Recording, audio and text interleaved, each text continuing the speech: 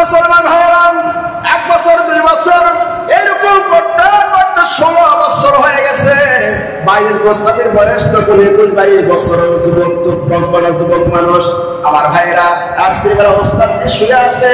গভীর রাত্রে বিশ্বনবী মুহাম্মদুর রাসূলুল্লাহ সাল্লাল্লাহু আলাইহি সাল্লাম স্বপ্নে এসে বলতেছে, হুজুর ওঠেন, এই যে পাগড়ি নেন, এই পাগড়িটা নিয়ে আপনার ছাত্র বাইজিদের মাথায় পরায় দিবেন।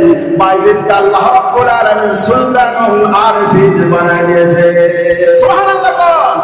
বাইজিদকে আল্লাহ পাক কবুল করেছে। বাইজিদের এই 22 বছর পর্যন্ত প্রত্যেকটা দিন রোজা রেখেছে। রাত্রিবেলা যারা তাহাজ্জুদ নামাজ পড়েছে, কোনোদিন গুনাহ করে নাই। বাইজিদকে আল্লাহ পাক এত করে পৌঁছায় দিয়েছে, রাস্তাতে হেঁটে গেলে কুকুর কি বলে সেই ভাষা বোঝার ক্ষমতা আমার আল্লাহ বাইজিদকে দান করেছে। জোরে জোরে বলনা সুবহানাল্লাহ। হুজুর ঘুম থেকে জাগ্রত হলেন, বাইজিদের কাছে গিয়ে এবার বুকের সাথে জড়ায়া বললেন, বাইজিদ রে, এই যে পাগড়ি আল্লাহর রাসূল দিয়েছে মাথায় পরো, এবার যাও মার সাথে দেখা করো। বাইজিদের মাথায় পাগড়ি পরা দেয়া হলো। এবার বাইজিদ পাগড়ি পরে দৌড়াইতেছে মার দরবারে। দৌড়ায়া মার দরবারে গিয়ে ডাক মারছে, মা দরজা খুলো, মা আমি তোমার বাইজিদ এসেছি। মার ডাক দেওয়ার সঙ্গে সঙ্গে দরজা খুলে দিয়ে বলতেছে, বাবা রে, আমিও জানি আজকে তুমি পূর্ণাঙ্গ হয়েছো। সুবহানাল্লাহ। তুমি যে আজকে পূর্ণাঙ্গ হয়েছো, তোমার বেলায়েতের তক্কায় পূর্ণাঙ্গ পুষে গিয়েছো, এটা আমি রাত্রিবেলায় খবর পেয়েছি। আল্লাহর রাসূল আমাকে স্বপ্নে বলতেছে, এ মহিলা, তোমার সন্তান বাইজিদ বেলায়েতের শীর্ষ পর্যায়ে পৌঁছে গেছে। জোরে বলনা সুবহানাল্লাহ। বাইজিদকে আমার বুকের সাথে জড়ায় ধরলাম। ধরার পরে মা দোয়া করতেছে, আল্লাহ, আমার সন্তান এতদিন পর্যন্ত লেখাপড়া করে যতটুকু পর্যন্ত পৌঁছেছে, আল্লাহ তোমার পর্যন্ত পুষতে যতটুকু দাদা গ্যাপ আছে, আমি মা হয়ে দোয়া করে দিলাম, অতটুকু জায়গা আল্লাহ তুমি পূরণ করে দিয়ে আমার বাইজিদকে তোমার দরবার পর্যন্ত পূর্ণ করে দাও। জোরে বল সুবহানাল্লাহ। আমার ভাইয়েরা, তাহলে বুঝে গেল হযরত ইসমাঈল আলাইহিস সালাতু ওয়াস সালাম, তার মা ভালো ছিল, সন্তান ইসমাঈল হয়েছে।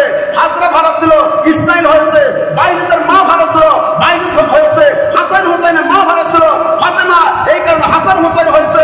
আব্দুল কাদের জিলানী জন্মগ্রহণ করতে হলে আব্দুল কাদের জিলানীর মতো মা হতে হবে। শাহজালাল, শাহপরান, শাহ মাকদুম, কাজহান আলী, সমস্ত আল্লাহর ওলিদের মা ছিল ভালো। তাদেরকে ছোট্টবেলা থেকে সেই শিক্ষা দিয়েছে। সন্তানেরা বড় হয়ে সেই আল্লাহর ওলি হয়েছে। জোরে বলেন না সুবহানাল্লাহ। সবচাইতে বড় ইউনিভার্সিটি, বিশ্ববিদ্যালয়, সবচাইতে বড় কলেজ, সবচাইতে বড় মাদ্রাসা, সবচাইতে বড় শিক্ষালয় হচ্ছে মায়ের কোল। জোরে বলেন না সুবহানাল্লাহ। কেমন আল্লাহর ওলি হয়েছে জানেন? আল্লাহ রাব্বুল আলামিন স্বপ্নে বলতেছে, বাইজিদ আর শুয়ে থেকো না। আজকে খ্রিস্টানদের বিশাল বড় একটা মজমা শুরু হয়েছে। সেখানে লক্ষ লক্ষ খ্রিস্টান আসবে, কমপক্ষে 5 থেকে 10 লক্ষ খ্রিস্টান আসবে।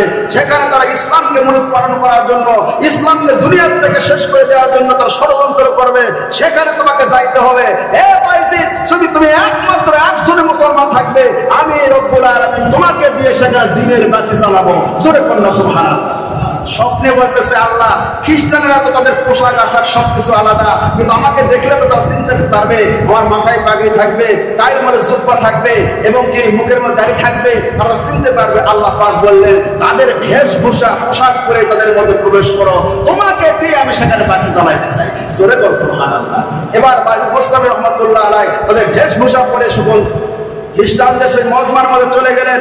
যাওয়ার পরে খ্রিস্টানেরা একের পর এক তারা পোপ এবং খ্রিস্টান পাদ্রী তারা ভাষণ দিচ্ছে। ভাষণ দিতে দিতে বড় খ্রিস্টান যখন ভাষণ দিতে লাগছে, বক্তব্য দিতে লাগছে, সে আর বক্তব্য দিতে পারতেছে না।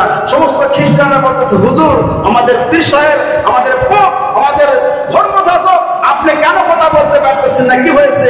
বলে, আমার জবান, আমার কণ্ঠকে রোধ করে দিয়েছে, বন্ধ করে দিয়েছে। এর মধ্যে একটা মুহাম্মাদি আছে, মুহাম্মাদের একটা উম্মত আছে, তারপরে আমার গলা বন্ধ হয়ে গেছে। জোরে বলেন সুবহানাল্লাহ। সমস্ত খ্রিস্টান বলতেছে, খালি নাম বলেন হুজুর, তাকে আজকে কতল করবো সবার সামনে, যে ষড়যন্ত্রকারী হতে পারে, আপনি নাম বলেন। খ্রিস্টান বলতেছে, না, সে আসতেই পারে, কতল করা যাবে না। যদি আমি তাকে কয়েকটা প্রশ্ন করবো, এই কয়েকটা প্রশ্ন যদি উত্তর দিতে পারে তাহলে তাকে ক্ষমা করা হবে, উত্তর না দিতে পারলে তাকে কতল করা হবে। এবার বললো যে ওই খ্রিস্টান পাদ্রী সে দেখে বুঝতে পারছে, ওই যে মাথা নিচু করে বসে আছে, উনি হচ্ছে এই মুহাম্মদের একজন উম্মত, তাকে দাঁড় করায় দাও। তারপর হলো তুমি কেন এসেছো, তোমার নাম কি? বলো আমার নাম বাইজিদ গোস্তামি। জোরে কন্যা সুবহানাল্লাহ। তুমি কি জানো এটা খ্রিস্টানদের মজমা? বলে হ্যাঁ আমি জানি। বলে এখানে তুমি যে মুসলমান এসেছো, তোমাকে আমরা ষড়যন্ত্রকারী হিসেবে হত্যা করে ফেলবো। তখন বলছে আমি তাও জানি। তাহলে ঠিক আছে, তোমার কয়েকটা প্রশ্ন করা হবে, প্রশ্নের উত্তর দিতে পারলে তোমার ক্ষমা করা হবে। প্রশ্নের উত্তর না দিতে পারলে এই লক্ষ লক্ষ খ্রিস্টানদের সামনে তোমাকে জবাব করা হবে। তখন বাইজিদ গোস্তামি রহমাতুল্লাহ আলাইহি বললেন ঠিক আছে আপনারা প্রশ্ন করেন, ইনশাআল্লাহ আল্লাহর তরফ থেকে সব প্রশ্নের উত্তর দিয়ে দেবো। জোরে বলুন সুবহানাল্লাহ। এবার খ্রিস্টান পাদ্রী প্রশ্ন করলেন, এক এক করে প্রশ্ন করেছে। এরকম ভাবে 60 থেকে 70টা প্রশ্ন করেছে। 1 নাম্বার প্রশ্ন যার 1 আছে 2 নাই, 2 আছে 3 নাই, 3 আছে 4 নাই, 4 আছে 5 নাই, এরকম প্রশ্ন করতে করতে 65টার মতো প্রশ্ন উত্তর দিয়েছে। কোনো ঠেকাঠেকি নাই। জোরে কন্যা সুবহানাল্লাহ। এবার খ্রিস্টান পাদ্রীরা প্রশ্ন খুঁজে পাচ্ছে, কোনো প্রশ্ন পাচ্ছে না। তখন বাইজিদ গোস্তামি রহমাতুল্লাহ আলাইহি বলতেছে আমি যে কোনো প্রশ্ন উত্তর দিলাম হয়েছে। বলে সাদ্দাকতা ইয়া বাইজিদ, তুমি যা উত্তর দিয়েছো সব সঠিক, একটাও ভুল নাই। জোরে বল সুবহানাল্লাহ। বলে আমি একটা প্রশ্ন করতে চাই, আপনি কি উত্তর দিবেন? সমস্ত খ্রিস্টানরা বলতেছে সবাই এতগুলো প্রশ্ন আপনি করলেন, সব প্রশ্ন উত্তর দিলে ছেলেটা সে একটা প্রশ্ন করতে চায়, আপনি উত্তর অবশ্যই দিবেন, কেন দিবেন না?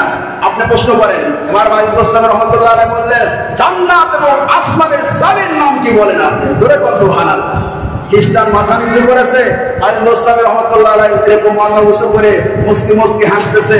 সমস্ত খ্রিস্টানরা বলছে এটা আবার কেমন প্রশ্ন, জান্নাত এবং আসমানের আবার চাবি আছে না? এবার খ্রিস্টান পাদ্রী বলতেছেন, সমস্ত খ্রিস্টানেরা বলতেছে হ্যাঁ আমাদের ধর্মযাজক, আমাদের গুরু, আমাদের পীর সাহেব, আপনি কেন উত্তর দিয়েছেন না? বলে আমি এই উত্তর দিলে তোমার আমাকে হত্যা করে ফেলবে, কতল করে ফেলবে। বলে আপনি বলেন আমরা হত্যা করবো না, কি হয়েছে? বলে জান্নাত এবং আসমানের চাবির নাম হচ্ছে লা ইলাহা ইল্লাল্লাহু মুহাম্মাদুর রাসূলুল্লাহ। এই কথা বলার সঙ্গে সঙ্গে 5 থেকে 10 লক্ষ খ্রিস্টান একই বৈঠকে মুসলমান হয়ে যায়। জোরে বলুন সুবহানাল্লাহ।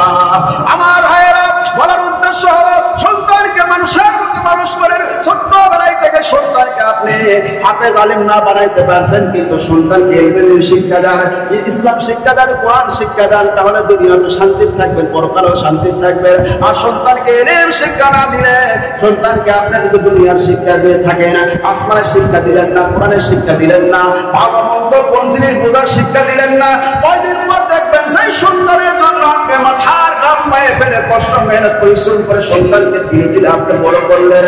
সেই সন্তান নিজের ইচ্ছা মতো একটা বউ ঘোমটা দিয়ে নিয়ে আসে, আপনাকে সালাম করাবে। ধরে কোন ঠিক কিনা? আসে বলবে যে আপনার বউ বাবা জানেই না, মা জানেই না। ধরে ঠিক কিনা? তার সালাম বাপ মা আশ্চর্য হয়ে যায়, খুব দুঃখ লাগে। আপনার বাপ মা যে আপনাকে জন্ম দিয়েছে, জন্ম দিয়ে করে একটা ভুল করছে। ধরে ঠিক কিনা? তারপর সালাম দিয়ে বলে বাবা সরি, মা সরি। আপনি সারা জীবন মা বাবার পায়ে ধরে সরি সরি করেন না কেন? বাপ মায়ের পরিচয় যে আপনি আঘাত দিয়েছেন, এই আঘাত আপনার বাপ মায়ের পরিচয় থেকে জিন্দেগিতে যাবেন। ধরে ঠিক কিনা?